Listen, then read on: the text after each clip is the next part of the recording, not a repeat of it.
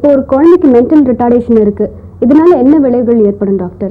இப்போ ஒரு குழந்தைக்கு இதே மாதிரி குழந்தைக்கு பெருசானா சரியா போயிடும், இதெல்லாம் ஒன்றும் டாக்டருக்குலாம் போக வேண்டாம் அப்படின்னு சில பேர் சொல்றாங்க.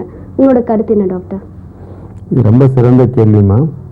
அதாவது அறிவுத்திறன் வளர்ச்சி குறைன்றது அந்த வளர்ச்சியினுடைய அளவை பொறுத்து கிளாஸிஃபை பண்ணுறோம். அறிவினுடைய முக்கியமான உபயோகம் என்ன? நம்மை நாமே பாதுகாத்து கொண்டு எவ்வளவு அதிக சௌகரியத்தோடு வாழ்கிறதுக்கு தான் அறிவு உபயோகப்படுது. இதான் வெரி சிம்பிள் டெஃபினேஷன். இப்போ அறிவு உள்ள குழந்தைகள் first they will avoid common dangers. நாம் உலகத்தில் வாழணும்னா எந்த ஆபத்துலேருந்து தப்பிக்க தெரிஞ்சால் தான் உலகத்தில் தொடர்ந்து வாழ முடியும். இதுக்கு அறிவு தேவை. நீங்கள் சின்ன வயசுலேயே பார்க்கலாம், நல்ல புத்திசாலியான குழந்தை படிக்கட்டு ஓரமாக நின்றுக்கிட்டு கற்றுன்னு கத்தும், கீழே வச்சா விழுந்துருவேன்ட்டு. கொஞ்சம் டல்லாக இருக்கிற குழந்தை கீழே விழுந்து அடிபட்டு அடிக்கடி அடிபட்டுக்கிட்டே இருக்கும். இதை சில பேர் நான் நினைக்கிறேன், அடிபட்டதுனால தான் அந்த குழந்தைக்கு மூளை வளர்ச்சி குறைச்சல்னு கூட சொல்லிகிட்டு இருப்போம். அந்த குழந்தைக்கு இங்கே காலை வச்சா விழுந்துருவோன்ற ஒரு அறிவு இல்லாததால காரணம்தான். இதை தொட்டா சுடும், இதை ஹேண்டில் பண்ணால் அடிபட்டுடும், இதில் போய் விழுந்தால் பாதிப்பு ஏற்படும், இந்த மாதிரி தெரியாமையே குழந்தைங்க பாதிப்புக்குள்ளாகும். இன்னும் கூட நீங்கள் இன்னும் சின்ன வயசுலேயே கண்டுபிடிக்கலாம். 5 மாதத்துலேயே அந்த அம்மா சொல்லுவா, இந்த பிள்ளைக்கு பசி எடுக்குதுன்னு கூட தெரியாது, கத்தாது, ஒன்று குட்டு அது பாட்டுக்கு நனைஞ்சிக்கிட்டே இருக்கும். நாம் தான் போய் மணிக்கணக்குப்படி மாற்றி மாற்றி ஆகாரம் கொடுத்தா தான் தெரியும். ஸோ நம்மளை நாமே பார்த்துக்கிறதுக்கு முதல்ல ப்ரொடெஸ்ட் பண்ணுறதுக்கு தெரியப்படுத்துறதுக்கு அறிவு தேவை.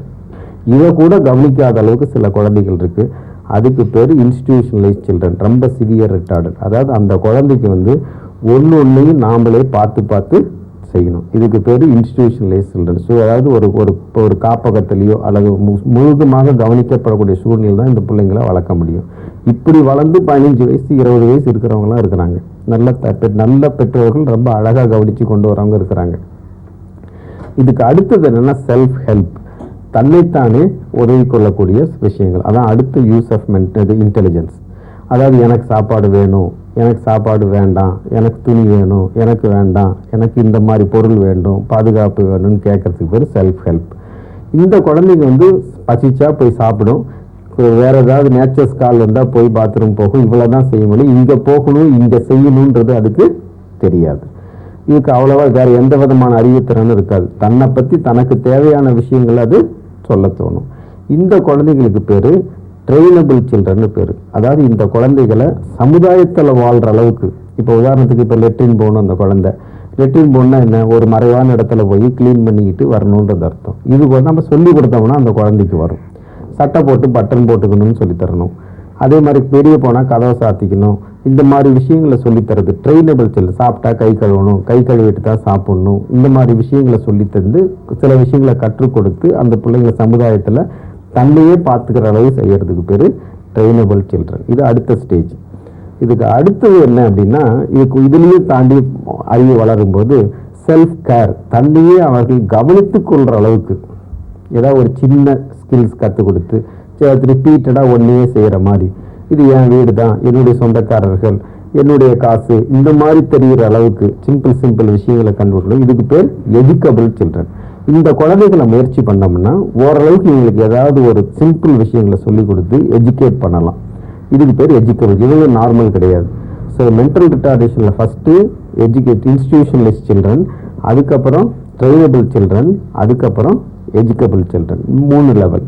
அடுத்தது நார்மலாக வர்றது தான் நார்மல் சில்ட்ரன், 4th ஸ்டேஜ். அதாவது டெவலப்மெண்ட் ஆஃப் ஸ்கில்ஸ். ஒன்று திறமை தான். இப்போ நீங்கள் பொய் சொல்கிறது திறமை, திருடுறது திறமை, அடிக்கிறது திறமை, படிக்கிறது திறமை, பாட்டு பாடுறது திறமை, கிரிக்கெட் விளையாடுறது திறமை, ஒன்றுமே திறமை தான். இந்த ஸ்கில்ஸை கற்றுக்கிறதுக்கு பேர் normal children. You come to the normal level, அதாவது டெவலப்பிங் ஸ்கில்ஸ். ஸோ அறிவினுடைய ஸ்டேஜ் ஒன்று பொறுத்தோ அது பாட்டுக்கு மாறுபடுது. நீங்கள் பார்த்தீங்கன்னா 16 வயசுலேயே இன்டெலிஜென்ஸ் முடிஞ்சு போகுது. நீங்கள் எடுத்தீங்க சச்சின் டெண்டுல்கர், கபில் தேவ், இல்லை ஏஆர் ரகுமான், இவங்கெல்லாம் எந்த ஸ்டேஜில் வயசில் திறமைக்கு உச்சக்கட்டத்துக்கு போயிட்டாங்க. அவங்க கற்றுக்கிட்டது முழுக்க 16 வயசுலேயே முடிஞ்சு போச்சு. நீங்கள் அதுக்கப்புறம் அதை ஷார்பன் பண்ணி வியாபாரம் தான் பண்ணுறாங்க. அதுக்கப்புறம் அவங்க புதுசாக இன்டெலிஜென்ஸை டெவலப் பண்ணிக்கிறதுல அனுபவம் தான் அதிகமாகுது. So intelligence reaching maximum to the 16th. அதனால தான் 16 வயசுலேயே ஸ்கூல் முடித்து பிள்ளைங்க ஓரளவுக்கு நல்லபடியாக செட்டில் ஆகிடுறாங்க. இன்டெலிஜென்ஸ் இந்த மாதிரி ஸ்டேஜ் பை ஸ்டேஜாக போகுது.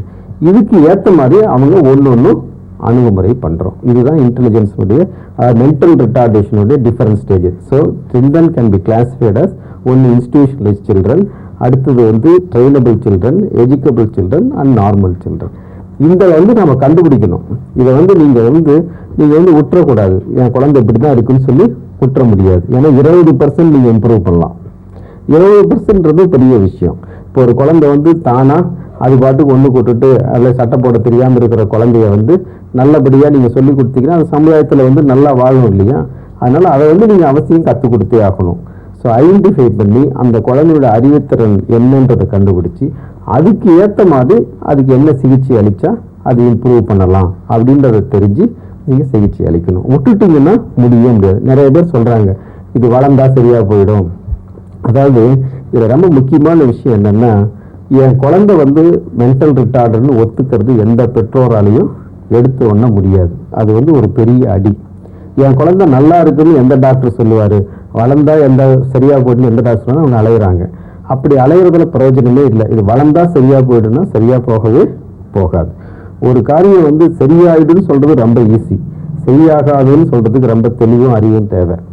நிறையா பேர் எங்ககிட்டயே 20 வயசு ஆன பிறகு சர்டிஃபிகேட்டுக்கு தான் வராங்க. அந்த வயசில் ஒன்றுமே செய்ய முடியாது. இந்த மாதிரி குழந்தைகளை 5 வயசு, இப்போ உதாரணத்துக்கு ஒரு லெட்ரின் போகிறத சொல்லிக் கொடுக்க வேண்டிய ஒரு குழந்தை இருக்குன்னு வச்சுக்கோங்க. அந்த குழந்தைய 18 வயசில் சொல்லித்தர முடியுமா நீ இப்படி லெட்ரின் போன்ட்டு? பட் அதே 5 வயசில் சொல்லித்தர்றது ரொம்ப ரொம்ப ஈஸி. சொல்லித்தரவனுக்கும் அசூசியோ சங்கடமோ இருக்காது, கற்றுக்கிறதுக்கும் ப்ராப்ளம் இருக்காது. அதே மாதிரி ஒரு நல்ல பழக்க வழக்கங்களை கற்றுக் கொடுக்குறது எந்த வயசு ஈஸி? அந்த மாதிரி சின்ன வயசுலயே இதை கண்டுபிடிச்சி உடனடியாக இந்த வயசுல என்ன நீங்க சொல்லித்தர போறீங்க? இப்பயே இந்த புள்ள எதையும் என்னால கற்றுக்க முடியல, உங்கள்கிட்ட விட்டு எப்படி கற்றுக்க போகுதுன்னு கேட்குறவங்க தான் ஜாஸ்தி. அந்த மாதிரி கேட்கறது பிரயோஜனமே இல்லை. அந்த மாதிரி இல்லாமல் இது எப்படியாவது ஒரு 20% இம்ப்ரூவ் பண்ணுறதுக்கு வசதிகள் செஞ்சு கொடுக்கறது தான் புத்திசாலித்தனமான விஷயமாகும். வளர்ந்தா சரியாக போகவே போகாது. இதை திருப்பி திருப்பி சொல்கிறதுக்கு காரணம் என்னென்னா, வளர்ந்த பிறகு அந்த பிள்ளைங்களை கொண்டு வச்சுக்கிட்டு அந்த பெற்றோர்கள் பாடுற பாடு ஒரு அளவே கிடையாது. அதுலேயும் இன்னும் சொல்ல போனால் பெண் குழந்தைகள் வயசுக்கு வந்துருச்சுன்னு வச்சுங்க, அதுக்கப்புறம் அதை போல் ஒரு கஷ்டம் வேறு எதுவுமே கிடையாது. வயசுக்கு வர்ற வரைக்கும் அந்த அம்மாவுக்கு எந்த விதமான வித்தியாசமும் தெரியாது. புள்ள நல்லா கொழுக்கும் நல்லா அழகாக இருக்குதுன்னு நினச்சிக்கிட்டு சந்தோஷமாக இருக்கும். அதுவும் இன்னும் சொல்லப்போனால் இந்த பெண் குழந்தைகள் ரொம்ப செல்லமாகவும் அதிக ஈடுபாடுலாம் வளர்க்கலாம், நல்லா ஹெல்த்தியாக இருக்கிற மாதிரி தெரியும். வயசுக்கு வந்த பிறகு அந்த பொருளை அதுக்கப்புறம் தான் அந்த அம்மாவுக்கு உணர்வே வரும். ஏண்டி இப்படி இருக்கிற, சட்டையை ஒழுங்காக போட்டுக்க மாட்டேன்ற, இதை பண்ணுற அதை பண்ணுறேன்னு சொல்லுவாங்க. அந்த வயசில் சொல்லி கொடுத்தா புள்ள அடிக்க ஆரம்பிச்சிடும், ஏன்னா வளர்ந்துடுச்சு. அதனால் சின்ன வயசுலேயே கண்டுபிடிச்சி உடனடியாக நிவாரணம் கொடுக்க வேண்டியது மிக மிக அவசியமான விஷயமாகும்.